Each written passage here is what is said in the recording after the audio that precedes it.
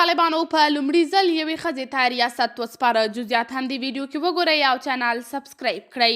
د طالبانو حکومت په یو نادر اقدام کې ملالۍ رحیم فیضي په کابل کې د ملالۍ زیږنتون د رئیسې په توګه وګمارله.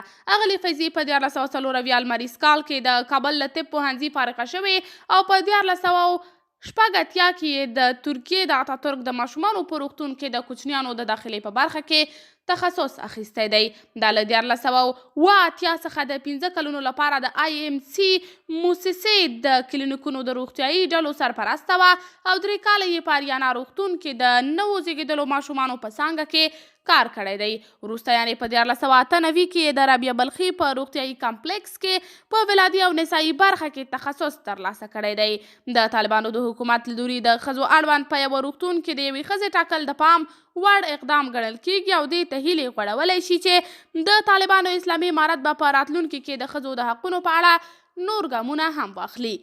د ښځو د کار او تعلیم د حق ورکړه د طالبانو له حکومت څخه نه یوازې د افغان ښځو او نارینه‌و بلکې د ملګرو ملتونو او نورې نړۍ یوه اصلي غوښتنه ده. د ملګرو ملتونو سرمنشي انتوني ګوترش هم وړمه شپه یو وار بیا پر طالبانو غږ وکړ چې د ښځو او نجونو حقونو ته درناوی وکړي. د په یوه ټویټ کې لیکلي ول چې په افغانستان کې ښځې او نجونې یو ځل بیا د خپل تعلیم، کار او مساوي عدالت له حقوقو څخه محرومې دي.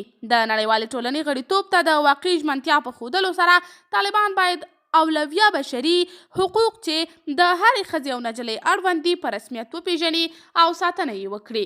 قدرمنو لیدونکو، تاسې د طالبانو دا اقدام څنګه ارزوئ؟